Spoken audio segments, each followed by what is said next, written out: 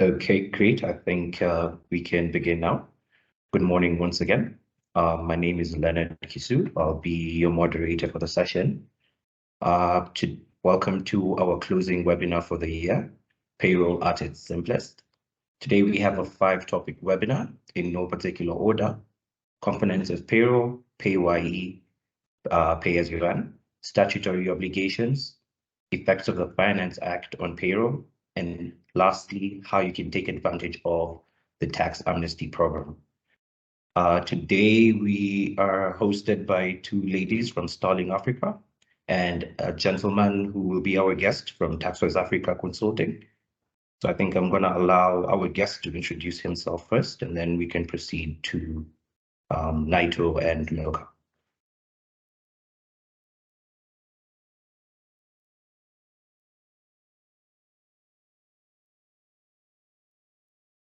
Hey, good morning. My name is Ezra Kirui. I'm a tax analyst at Taxwise Consulting. Good morning, everyone. My name is Naito Kinoti. I serve at Starling Africa as an assistant manager. Starling Africa is a financial services firm providing accounting and audit services to clients. Let me also mention that I work with EasyTax, our online platform company that offers tax compliance services to clients, both individual and companies. Thank you again for joining us this morning. It is our hope that we shall have a good session.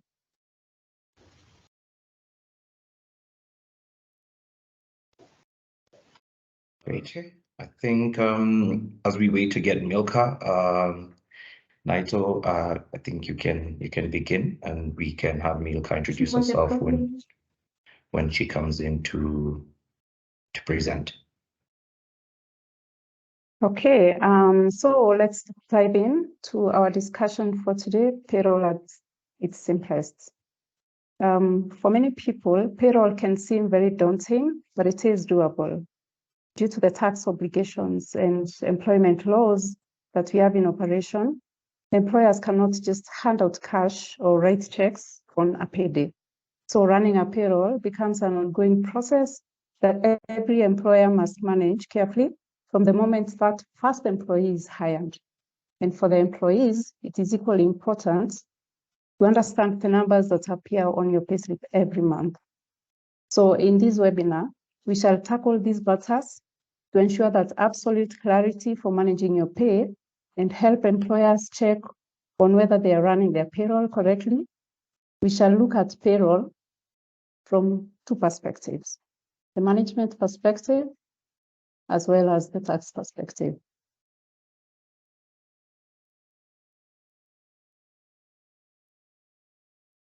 So from the management perspective, which myself and my colleague Milkah will be covering, we shall be looking at the components of payroll, payee, and other statutory deductions.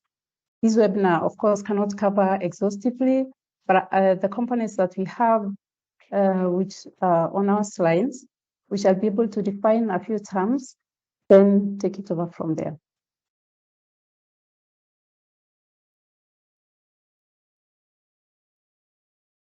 So we begin by defining what payroll is. What is payroll? A payroll is simply a means of calculating the employee's payments on salaries and wages, or the emoluments, depending on the agreements between employers and the employees. We could also describe payroll as a means used by employers to calculate taxes that should be remitted on behalf of employees to various tax agencies or authorities. There is not a specific method of running a payroll as long as the tax calculations are done right and those taxes are remitted to the KRA, which is our tax authority in Kenya. Employers could, sorry, Leonard, a bit of hiccups here with my mic. So let's proceed. Great, Employers could run payrolls within timeframes that they choose to, meaning you could run your payroll every week, you can run your payroll every month.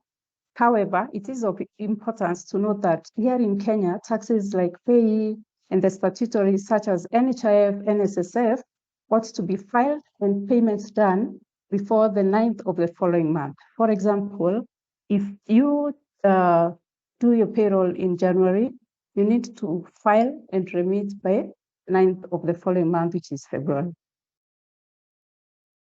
So let's move forward to defining what basic pay is. Basic pay is basically the fixed amount of salary or wages that an employee receives for their work before any extras are added to it, such as allowances or bonuses, just to mention a few. This amount is usually agreed upon before any work has taken effect. And employers can communicate this through various modes. For example, an employer can write an email to an employee stating the amount of basic pay that they're going to draw, or they can draw up a contract that both parties are going to sign in agreement or as a form of consent. Basic pay can also be stated for any length of time. For example, you can have basic pay that is stated in terms of how much you're going to be earning per month or how much you're going to be earning per year, but it's upon the person that's getting the payroll to be able to prorate those amounts depending on the filing period, which is monthly in our country. We move on to defining what gross pay is. So gross pay, just like the name states, is a sum of the basic pay plus any other benefits or any other extras that is given to the employee. For payroll purposes, gross pay is not synonymous with taxable pay. We move further, we describe what net pay is. You'll notice that I've skipped a few things like deductions, the statutories and all that. We shall be discussing that further in our discussion today. So let's define what net pay is. This is the monies that reach the employee's pockets after all deductions have been done. Rather, like we said, it's the take home for every employee. Then we have severance pay. This is also referred to as termination pay. It is the compensation or the benefits issued to an employee by an employer after their employment is over. It is only payable in an event where a redundancy has been made, and severance pay is also meant to an employee for loss of business or for loss of employment due to no fault of their own. However, if an employee has been terminated due to misconduct such as debt, gross insubordination, or fraud, or even has resigned, unless the resignation is due to constructive dismissal, then such an employee is not eligible to receive the severance pay. The Employment Act of 2007 provides how severance pay is calculated, and this is based on an equivalence of half a month pay. To be precise, it's based on a 15-day pay for every year of service. Please take note of the one's complete year of service. If, for example, an employee has worked 3 years and 8 months, the severance pay will be based on the 3 years only, since the 3 years is a complete 3 years. For example, if an employee is earning like, let's say 100,000 a month, the severance pay will be calculated at 0.5 times the 100K times 3 years. Moving on, we look at notice pay. An employer can terminate an employee with notice. However, the employer is required to pay that employee a sum equal to the salary one would have received if they were to work. So it is referred to as payment in lieu of notice. Notice period varies from company to company. Some companies will have 1 month, others 2 months, 3 months, depending on what your employment contract states. The vice versa is also true. If an employee resigns and they've not issued a notice, then such amounts will be deducted from their final dues.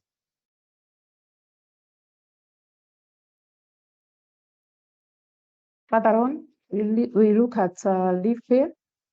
Kenyan employees are entitled to 21 days of paid leave per 12 months of the year. That is 1 calendar year. The length of the paid leave can be greater depending on your contract of service. And this is calculated at the rate of 1.75 days per month without including public holidays and weekends or any other agreed days that have been stated in your employment contract. Employees are entitled to a full day pay during their annual leave. You can mutually agree with your employee to spread out their leave days to different parts of the year. Then we move to gratuity. It's also known as service pay. The service pay is the same as is a lump sum amount that is paid to an employee upon retirement or termination of their employment. This is normally at the discretion of the employer. Again, this is what the employer and the employee have agreed upon, and maybe it's been indicated in your contracts. And the preference practice is that an employer pays the employee a month's basic salary for every year of service. However, this is purely, as I said again, at the discretion of the employer. I think we've described most of those terms, and we shall be moving on to pay as you earn. We've separated this one from the other statutory, even if it's one of the statutories that are in the payroll.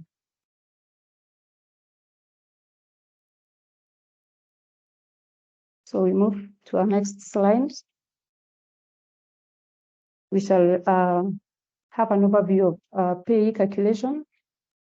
We shall look at the types of reliefs that are available. Then we shall move on to the cash benefits, non-cash benefits, allowable benefits, then deductions. What is pay as you earn? It's a very common term that we hear every day, but what does it mean?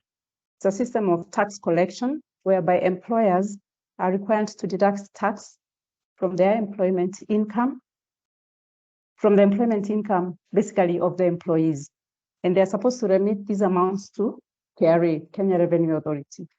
Taxable employment income includes gross pay, less any contributions that you make to a registered pension scheme, for example, NSSF.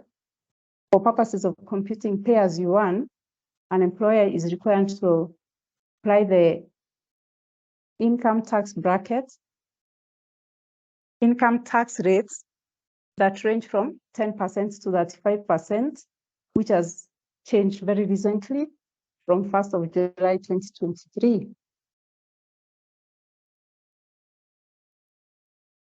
We have the next slide, which shows the tax bands.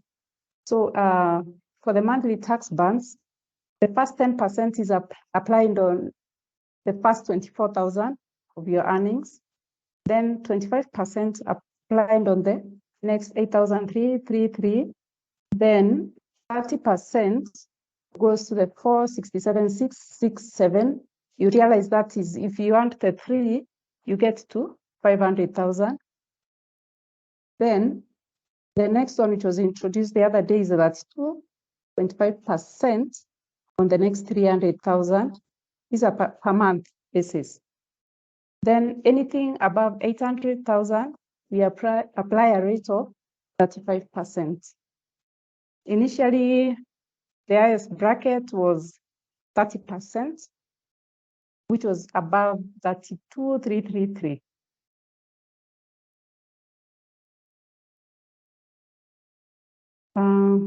We look at the reliefs that are available. What is a tax relief? A tax relief is meant to lighten the tax burden on a taxpayer.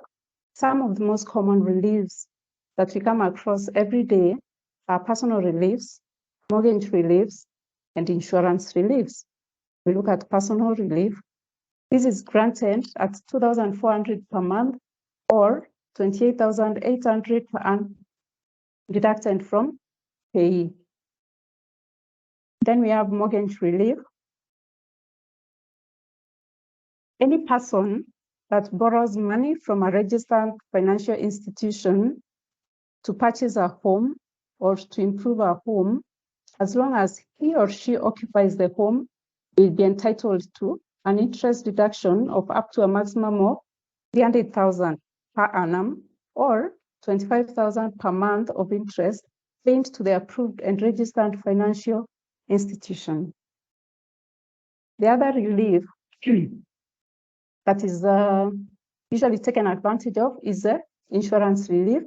It is granted to an employee who has paid insurance premiums for health, for life, for education policies for himself, for his wife, or his children. Let me just say that this is available to resident individuals. Relief is given at a rate of 15% of premiums paid to a maximum of 60,000 per annum. This one translates to about 5,000 per month, yes. The NHIF relief, which is 15% as well, falls in this category. An education policy with a maturity period of at least 10 years shall also qualify for relief in a similar manner. So my job is not to tell you not to pay your taxes. On the contrary, my job here today is to show you how to pay as little payee as is legally possible. And this can only happen if you're conversant with the Kenyan tax laws and how to apply them to reduce your payee.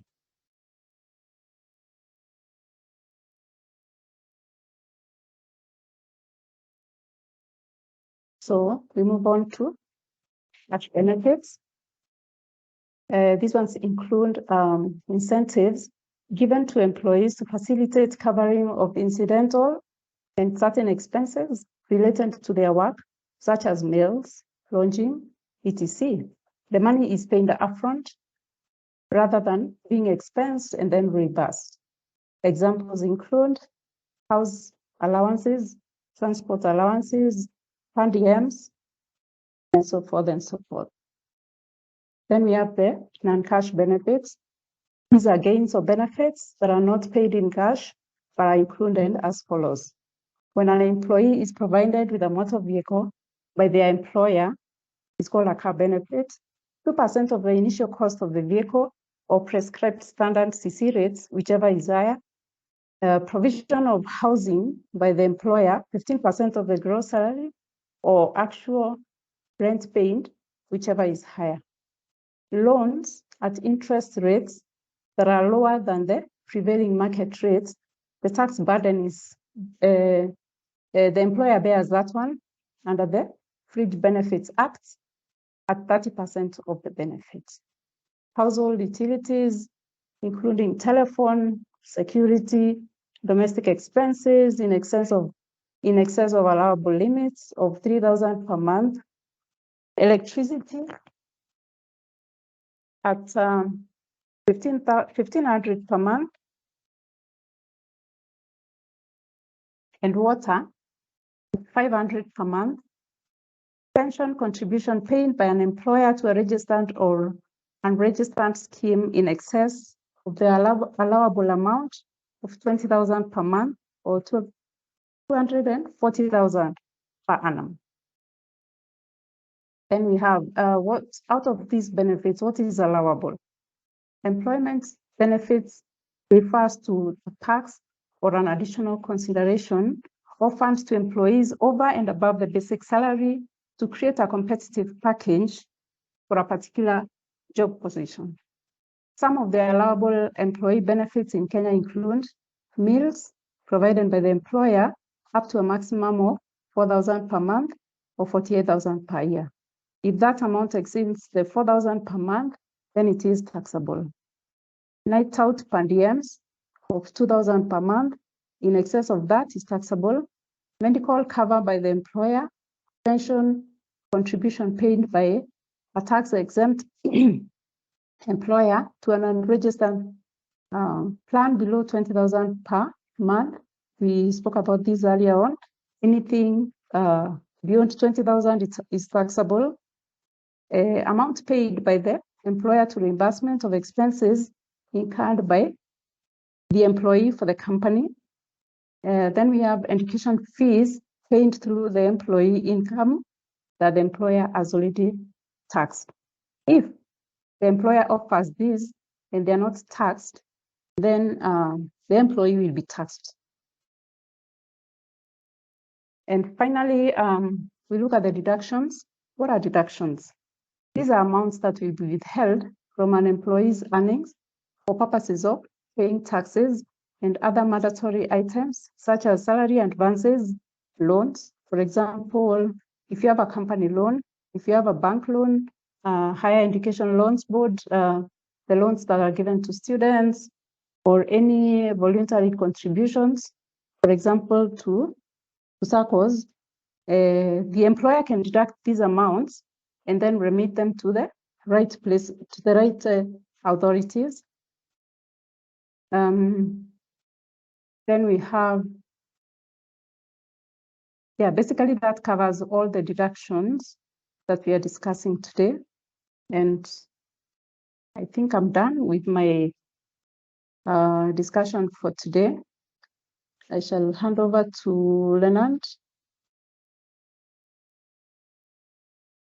Thank you, Naito. So for those of us who are just joining us, Naito has taken us through components of payroll and PAYE, specifically reliefs, cash benefits, non-cash benefits, and allowable deductions. So just a reminder for those of you who joined us late, the session is being recorded, and we will be taking questions in the Q&A section or the chat section of the platform. And if you do have to leave the webinar before the end of the session, you may send us your questions via email. I have attached the email addresses on the chat section. I believe we have Milkah back. She wasn't able to introduce herself, some technical hitches, but I believe we have her now, and she can introduce herself and proceed to her part of her presentation.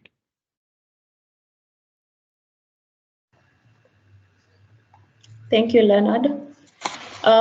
Thank you, everyone. Good morning. My name is Milkah Mutinda, a Senior Associate at Sterling Africa Consulting LLP. I have my 6 years of experience managing payroll and compliance for various clients. This is an area that I'm very passionate about, and I'm here to share some key insights.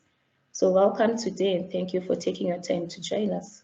So today I'm going to take you through the statutory obligations that are part of the payroll. And this refers to deductions from employment income as per the Kenyan law that requires employers to withhold the amounts from employees' pay and make payments to the relevant authorities. Some of these obligations are deducted from an employee's wages and salaries, and they include the NHIF, which in full is National Health Insurance Fund. We have the NSSF, the National Social Security Fund, the NITA, which is National Industrial Training Authority, and now the Affordable Housing Levy. We'll begin with the NHIF as our first obligation. So the NHIF Act 1998 was amended and passed in Parliament on December 2021, and assented into law on January 10th, 2022. This is a medical cover for the well-being of employees and citizens at large. The employer deducts the NHIF amount from an employee's salary, depending on their earnings. Unlike an SSF, the employer does not match what will be deducted from the employee's pay. So the contribution is usually graduated starting from a minimum of 500 shillings and a maximum of 1,700 per employee, earning from 100,000 Kenya shillings and above per month.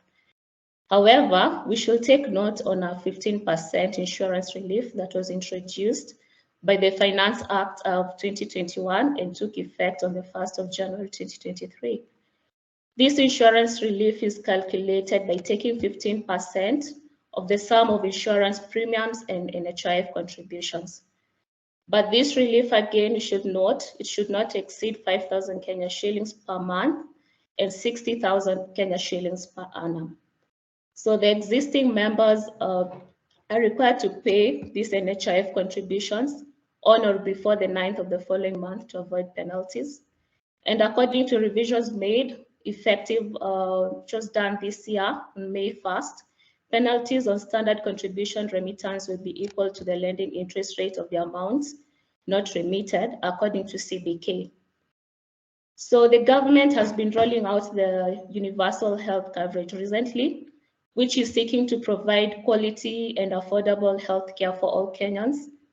And it picked NHIF as its primary implementer of this coverage. So NHIF currently is grappling with liquidity challenges, especially since the claim ratio is high and members are defaulting on premium payments. So the changes are meant to just give NHIF a lifeline in terms of their finances. So the bills that were signed into law are the Social Health Insurance Act of 2023, the Digital Health Act of 2023, and the Facilities Improvement Financing Act of 2023. So these bills that were signed came with some changes. One is that the contribution to the fund will be mandatory for all adults seeking government services in Kenya. And the new laws also will make it compulsory for all foreigners visiting the country for more than 12 months to enlist and contribute to the social health insurance scheme. So the visitors again coming into the country for less than a year will need to buy travel health insurance, which must be recognized under the Kenyan insurance laws and regulations. And again, to shield the scheme from corruption and those suspected of defrauding the health insurance scheme through false statements, they risk being jailed for 5 years or fined 1 million or both. So the Primary Healthcare Act of 2023, which is again one of the 4 health laws that were signed in by our president this year, provides for the construction of community health units across the country to facilitate delivery and access to primary healthcare services at the grassroots. So how will these NHIF rules and regulations shake up some of our contributions? The proposed National Health Insurance Fund Regulation 2023, these draft regulations are meant to facilitate implementation of the changes that were introduced last year to the NHIF Act, including ensuring all Kenyans aged 18 and above contribute to the NHIF. So the regulations also set how much to be paid to the NHIF and how one can enroll and how hospitals can be enlisted as service providers. So what necessitated these regulations? Then NHIF held public participation on the draft regulations published in 2022, and it says it has taken into account the feedback received and consolidated that into the latest draft that if passed, it will actualize the amended act.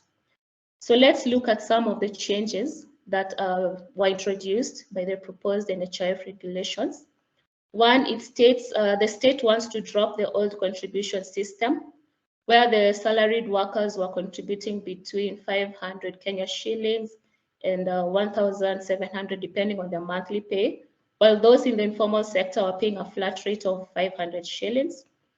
Right now, a salaried person will now be required to contribute a standard rate of 2.75% of the gross salary. My colleague Naito expounded more on the gross monthly salary towards the NHIF cover. And a self-employed person will be expected to make a special contribution of 2.75% of the declared or assessed gross monthly income, subject to a minimum of 300 shillings. The government is committing to make a monthly contribution of 13,300 Kenya shillings to the NHIF on behalf of people identified as indigent and vulnerable. So does this mean that the current rates are now going to be phased out? Yes. If the proposed regulations are adopted as they are, the current contribution formula is going to be phased out. And as some of these proposed contributions lower or higher than the current ones, some of them are going to be, some people are going to enjoy reduced contributions, while others, especially the high income earners, will pay more if the proposed formula is adopted. This is because the maximum contribution of 1,700 is going to be scrapped. So people in the informal sector who have been paying 500 shillings per month, they are likely to enjoy a 40% reduction in contribution, while the regulations mention declared or assessed gross monthly income, This will be a bit difficult for the government to trace or to monitor some of these self-employed people, and this will cause them to pay more than the lower limit of 300 shillings. So for the salaried people, earning up to 30,000 Kenya shillings a month, there's going to be a drop of between 3% and 45% in contributions. However, these earnings, those earnings are above 30,000 to 100,000 will see a rise in contributions by between 1% to 77%. Those earning above 100,000 will even see a steeper deduction. So what does this mean? That any salaried worker earning 100,000 Kenya shillings will start paying 2,750 Kenya shillings, up from the current 1,700, representing a 62% rise. And those taking home 500 Kenya shillings will see their deductions rise 8 times, up to 13,750 monthly. Is the NHIF going to match the increased contributions with the enhanced benefits that it provides to their members? Well, the draft regulations are not clear on whether the increased contributions will result in enhanced benefits, such as more helmets getting insured or reimbursements being increased, so that the top hospitals that have currently kept off the NHIF can be roped in. So these proposed regulations provide that members suffering from chronic illnesses, for example, will be allowed to access their treatment at public hospitals for as long as NHIF contribution is up to date. So this will be of help if the regulations are taken, and this will be of help given that the NHIF currently pays a maximum of 600 Kenya shillings for the treatment, for example, of cancer. So our next statutory obligation, we'll be talking about the NSSF, that's the National Social Security Fund. This is a public trust and retirement benefit scheme for all employees in Kenya. Employees from both formal and informal sectors are meant to benefit from this scheme. Let's just have a brief overview of the NSSF Act.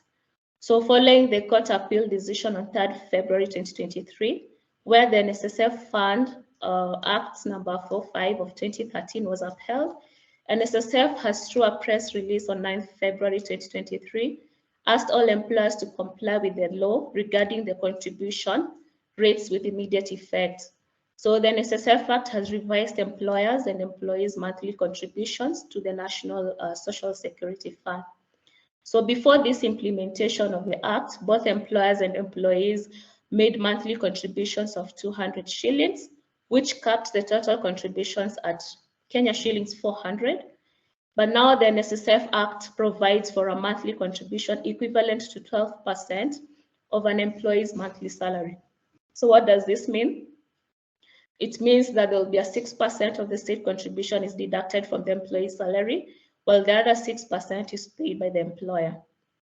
So this new NSSF rate applies on a graduated scale, and employees whose salary is 18,000 Kenya shillings or more will have to remit contributions of Kenya shillings 2,160 as per the upper limit. This is the tier 2 contribution. And employers are mandated to pay half the amount, which is 1,080 shillings. Whereas for employees who earn below the 18,000 shillings, the contributors are now pegged at 1,440 shillings, with employers contributing Kenya shillings 720, and this is the tier 1 contribution. So it is important to note that that on 10th June 2014, where the Cabinet Secretary, who is responsible for Labor, Social Security and Services, through the Gazette Legal Notice 45 of 2013, the NSSF, which was titled Contracting Out by Employers, Regulations 2014, which provided a framework for employers who wish to remit tier 2 contributions into a contracted out scheme. This means your private pension schemes. They may do so through the RBA, that's the Retirement Benefit Authority. So NSSF Contracting Out by Employers Regulations 2014 are now effective. And employers who wish to remit Tier 2 contributions into a contracted out scheme as provided under Section 21 of the NSSF Act may apply to the retirement benefit authorities. So these employers will be required to submit a duly completed form C1. You can get that through the RBA website, www.rba.go.ke, together with the requisite attachments referred to in the form of consideration by the RBA. But before this is done, there's always a test that RBA does. So for a scheme to qualify to receive Tier 2 contributions as a contracted out scheme, they are required to meet the reference scheme test. So the authority shall issue a reference scheme certificate to schemes that have met the said qualifications. What are some of the obligations of employers and employees, or rather, what are the eligibility criteria? So for every employer who has one or more employee, it's mandatory for them to register for NSSF. Again, it's mandatory for all employers whether or not the employer has adequate pension or social security schemes, and failure to comply, one commits an offense and is liable to a fine not exceeding 50,000 Kenya shillings. An employer is required to keep updated records of NSSF payments and particulars, and these records shall not exceed 10 years. Again, employers should ensure that all their employees are registered, make mandatory contributions to NSSF, and employers are prohibited from recovering or deducting its contributions from their employees' earnings. While contracting out, Tier 1 contributions to NSSF is mandatory, while the Tier 2 can be paid to your private pension schemes upon approval by RBA. One thing to note is that the deadline for filing this NSSF and remitting the amounts payable has been set for the 9th day of the following month. However, late payment of the total contributions for each month or part of the month will result in a 5% penalty. The next statutory obligation is NITA, that's National Industrial Training Authority. So NITA is a state corporation that was established under the Industrial Training Amendment Act of 2011. Its mandate is to promote the highest standards in the quality and efficiency of industrial training in Kenya, and to ensure an adequate supply of properly trained manpower at all levels in the industry. So here, employers are required to pay NITA levy annually, usually at a monthly rate of 50 shillings per employee, including a casual employee as per Section 5, Cap 237 of the Industrial Training Act.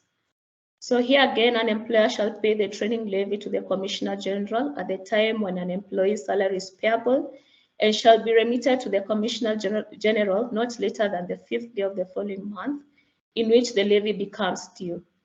The payment is done through a unified payroll system that is provided by KRA, which acts as a collecting agent. So the benefits of this fund are the cost of training staff is undertaken by NITA based on the terms and conditions of the levy. Again, we have full or partial reimbursement of costs incurred on employees, and we have legal requirement compliance. So what are some of the changes under the Industrial Training Amendment Act 2022? The Act was passed on 4th April 2022 with an effect date of 22nd April 2022. It notably introduced the following changes to the Principal Act. The first change was on the revenue collection. Here, the Commissioner General of the KRA Authority will be responsible for the assessment and collection of training levies from employers and shall exercise all the powers conferred under the KRA and Income Tax Act. The next change was on payment deadline for training levy. An employer shall pay the training levy to the Commissioner General at the time when an employee's salary is payable, and shall be remitted to the Commissioner General not later than the 5th day of the month following the month in which the levy becomes due. Point to note for employers, training levy shall not be deducted from the emoluments of the employee. This is a cost to the company. Compliance and powers and, the next change is on compliance and powers of enforcement. The Income Tax Act and the KRA Act shall apply in the collection and enforcement of training levies. So this includes payment and recovery of the levies and penalties, assessment of levy payable, filing of returns, furnishing of information, and production of documents, again, and keeping of records. So failure to pay the required amounts in due time will result in a 5% penalty of the amount due and payable as provided for under Section 5B of the Industrial Training Act. The last statutory obligation we shall be looking at is the Affordable Housing Levy. The Finance Act amended the Employment Act of 2007 by inserting new section of Affordable Housing Levy, following the Court of Appeal ruling of 28 July 2023 that lifted the conservatory orders, paving the way for Finance Act 2023 implementation. So the Affordable Housing Levy provisions became effective this year on 1st July as per the new amendments to the Employment Act of 2007, where both employees and employers are to each pay a monthly housing levy equivalent to 1.5% of the employee's gross salary. The housing levy legislative provisions, they state that the funds collected are to be strictly utilized for the development of affordable housing and associated social and physical infrastructure, as well as the provision of affordable home financing to Kenyans. So similar to pay as you earn, affordable housing levy is to be remitted within 9 working days after the end of the month in which payments are due. A 2% penalty will apply on amounts unpaid by the due date, and the penalty is applicable for every month the amounts remain unpaid. The Ministry of Lands, Public Works, Housing and Urban Development issued a public notice that was dated on 3rd August 2023, where they appointed KRA as the collection agent. So KRA subsequently issued a notice dated 4th August 2023, and they stated that employers must declare the housing levy under Sheet M of the pay return on iTax and generate a payment slip under the tax head, agency revenue, and subhead housing levy. KRA also confirmed that the affordable housing levy payment slip will be generated separately from that of pay and other payroll levies such as NITA, that is the National Training Authority, Industrial Training Authority. Again, they further on 4th August 2023, they also issued another notice and asserted that the employer's contribution is an allowable deduction under Section 15 of the Income Tax Act, and made the following additional clarifications regarding the affordable housing levy through a notice that was issued on 15th August 2023. Some of these clarifications were on the gross monthly salary, which constitutes a basic salary and regular cash allowances. This includes housing, travel or commuter, car allowances and such regular cash payments, and will exclude those that are non-cash as well as those not paid regularly, such as leave allowance, bonus, gratuity, pension, severance pay, or any other terminal dues and benefits. So all employees, irrespective of their contract of service, shall pay the affordable housing levy. Taxpayers paying housing levy under Section 31B of the Employment Act are not eligible for affordable housing relief under Section 30A of the Income Tax Act.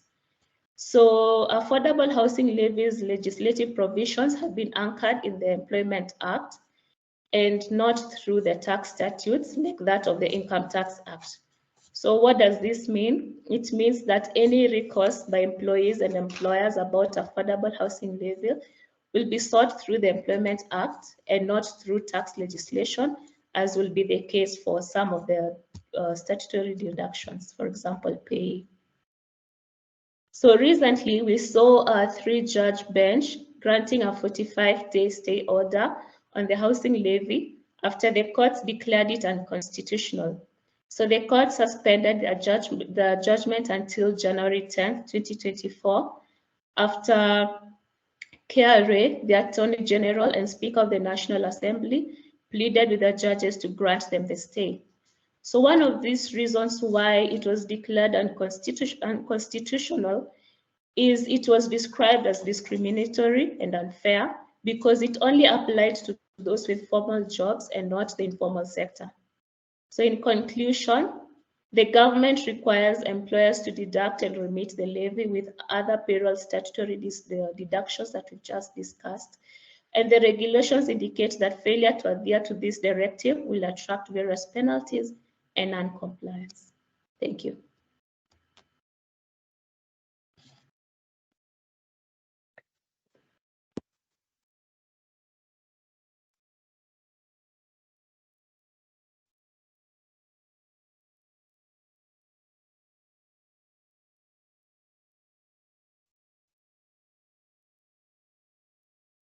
Thank you so much, Milka. I think we all overlooked all the sporadic changes that's going on in our country right now. I see we have under 10 minutes left until the end of our session, but we do have one more segment of the session from our guest from Taxwise Africa Consulting. I think if you do have to leave the session, we will be taking your questions on email. We will also be uploading the recording on our YouTube channel, of which I will provide a link. You will also find some more similar discussions that we've had previously. Yeah, so for purposes of time, I think Ezra will just do a quick run through your segment, so we can also take time to have questions. Okay, because of the issue of time, and most of the things that we are to mention here have already been covered, and as you can see, what you're going to cover this morning is still morning about the tax bans, and have already been mentioned by Mercy and Milkah and Naito. And also, so the major thing that I'm going to actually address as we proceed will be the secondary employees. I know it's a concern for most of the people about how secondary employees are supposed to be treated in relation to taxation for the tax bans. So essentially, before the implementation of the Finance Act 2023, the upper limit or the upper tax band was 30% of the chargeable pay or the taxable pay of the employees. But now with the introduction of the new tax band of 32.5% and 35%, it becomes a challenge to most of the employers, especially employers who have employees who are employed elsewhere. And so just to bring us on board or to explain what that means is this. Initially, because the upper limit was 30%, secondary or income from the secondary employers would be taxed at 30%, and that would be easy. But now, because of the new tax bans, you may find that employers or the secondary employment and the primary employment may not take the income of the employee up to a limit or beyond the 500,000 and the 800,000 pay. And so in such a case, essentially the secondary employer has to have a visibility of all the income of the employee. So you're supposed to know what the employee is paid by the first employer, the second employer, and so forth. So if you know that for a fact, and you have documents to prove that you know the total employment income for such an employee, then you'll just use the graduated scale. You'll pick, if their level is at 32%, you'll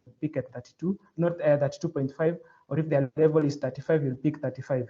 However, some employees may not want to disclose the fact that they are employed elsewhere and they are earning another income. So for the sake of covering yourself as an employer, we would say you can apply the 35% so that in case you are audited, you are safe. And then now, in case that pay is more than what the individual was supposed to pay, then the individual may later on go and apply for a refund in case it's beyond. But it would be good if the employer, the secondary employer, is aware of all the income earned by the employee. Now, another thing that I also think is very important to tackle, just because of time, is the issue of post-retirement medical fund relief. I know it was mentioned by Naito, some of those reliefs But the Finance Act 2023, effective January this year, like now the next month, the post-retirement, the Finance Act has introduced a personal relief of 15% of the amount of contribution paid to the post-retirement medical fund, or a 60% or a 60K per annum, whichever is lower, for a person contributing to that post-retirement. Something also very important to note is that the investment income from post-retirement medical fund is exempt from tax. Is provided by Income Tax Act. So in case that is considered, then the same is exempt from tax. Now, just to take us first to the now we're going to also look at the amnesty, just to take us through the amnesty aspect. And what I'm going to say about the amnesty is that the Finance Act 2023 has given an amnesty to taxpayers. So the amnesty here relates to penalties and interests that was accrued before December 2022. Now, for this amnesty, the taxpayer is expected to pay the principal tax fully, 100% of the principal tax before June 2024. So if you pay the principal tax before June 2024, then you are eligible for the amnesty.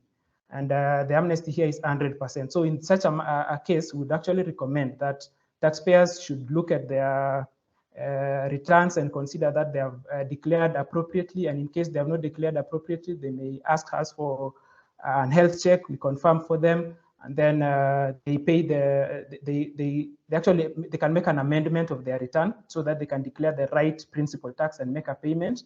And with that, their penalties and interest will be waived at 100%.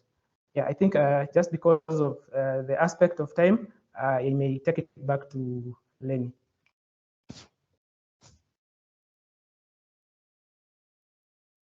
Right, Ezra, thank you so much for sticking within time and taking us through the tax aspects of the developments, the new developments in the country. So yes, we do have a couple of questions in the chat section. I think I will begin going through them.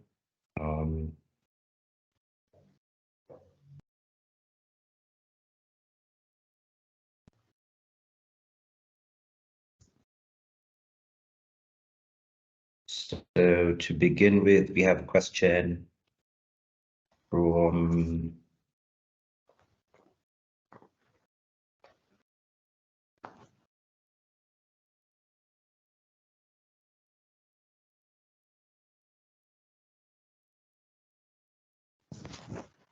just a moment. Yes, we have a question from Lesaya. Kindly elaborate on fringe benefits. I think Naito, that question can go to you. Yeah, sure. In simple terms, what fringe benefits means, in simple terms, what fringe benefits mean is that, let's say, for example, your employer has given you a loan at the interest of, we say 10%, but the market rate is at 20%. So the difference that is there that you're enjoying as an employee is considered by KRA as an interest income. So it is taxed at 30%. That's what it means. Okay, Lesaya, I hope that answers your question.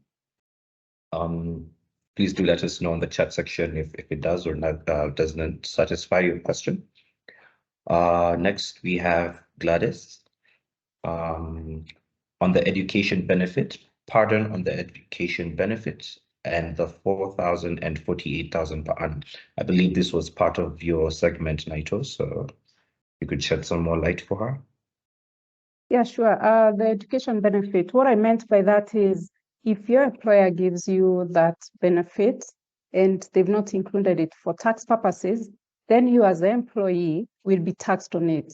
On the contrary, if the employer is being taxed on it, then it's exempt on your part.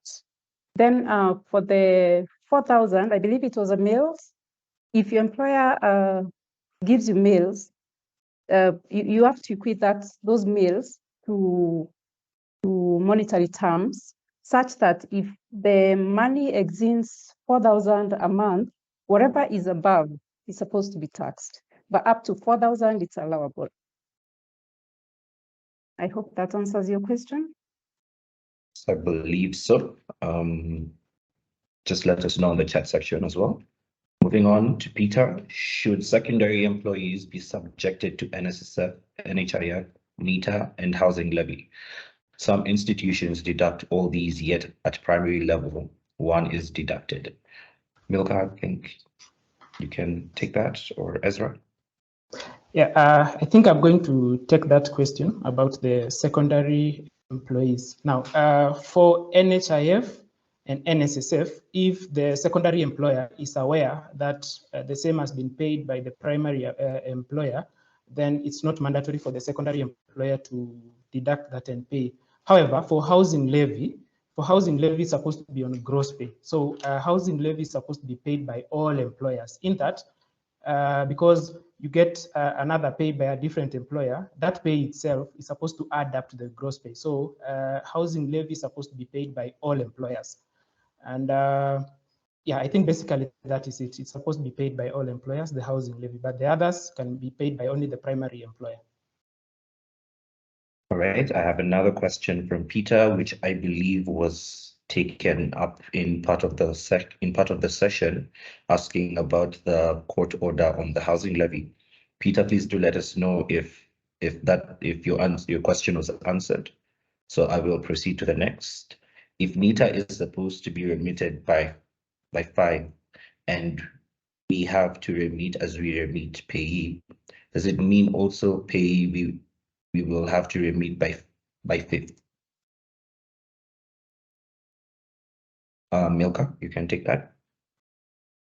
Just to clarify on that, NITA is to be remitted on the 9th because you're remitting it together with the pay. As I mentioned earlier, that it's we have a unified payroll pay system where you file the pay together with NITA and the housing levy. So all are remitted on the 9th of the following month. Thank you. Okay, I have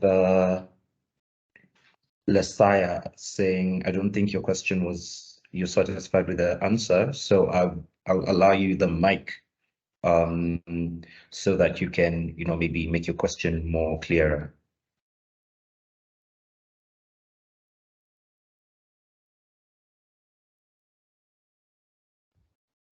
Okay, thank you so much, Kirui or Leonard. I appreciate you giving me this opportunity.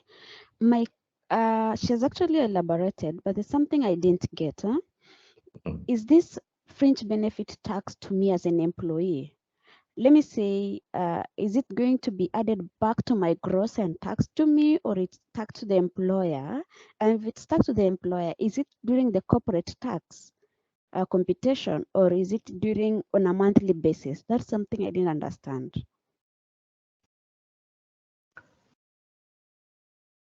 For the fringe benefit. And then I think I also had another question about there's a bit of confusion about the Social Security Fund.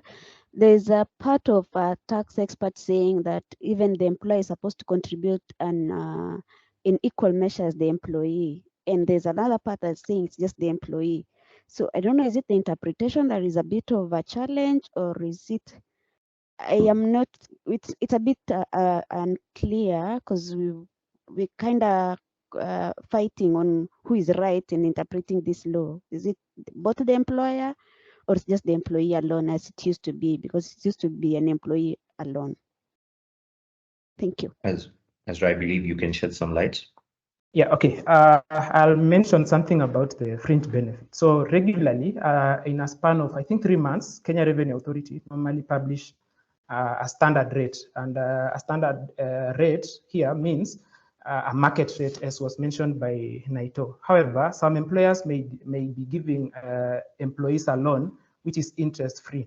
Now, this interest-free loan means the employee is enjoying a fringe benefit equivalent to the rate that is, or the difference between the interest rate extended to the employee and the rate that is published by Kenya Revenue Authority. So to clarify and to give clarity to what the guest is asking, so the difference here is now considered as a benefit to the employee. So the way you would tax the normal pay to that employee, the difference in interest here becomes a benefit. So it's supposed to be taxed on the employee. However, if the employer decides to also pay the tax aspect, that will be on their own arrangement.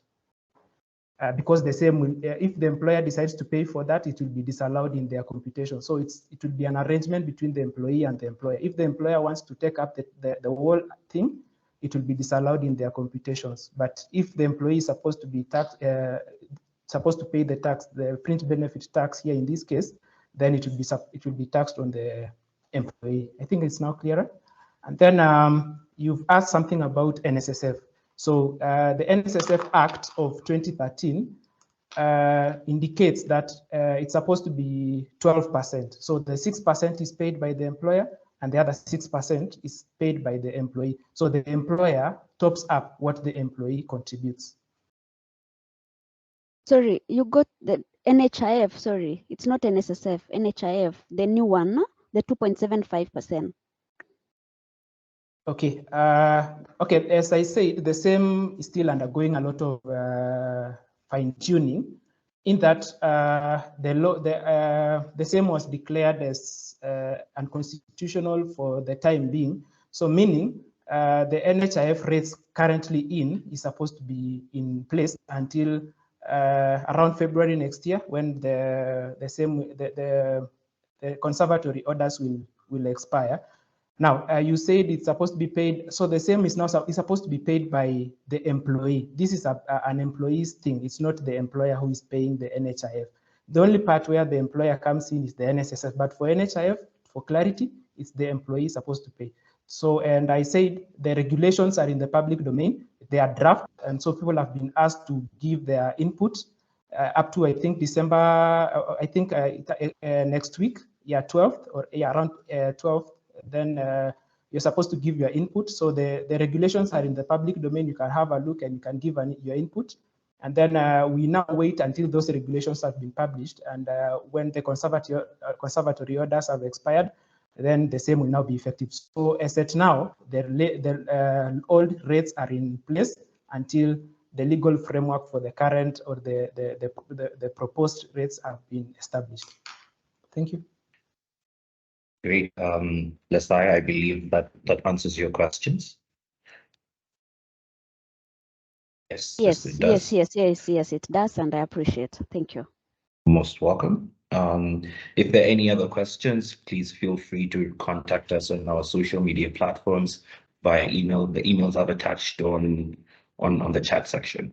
So today's webinar, I think we'll wrap up. Today's webinar was a joint task force from Starling Africa, EasyTax, and Taxwise Africa Consulting. And many of you might wonder, what is the relationship between the three firms?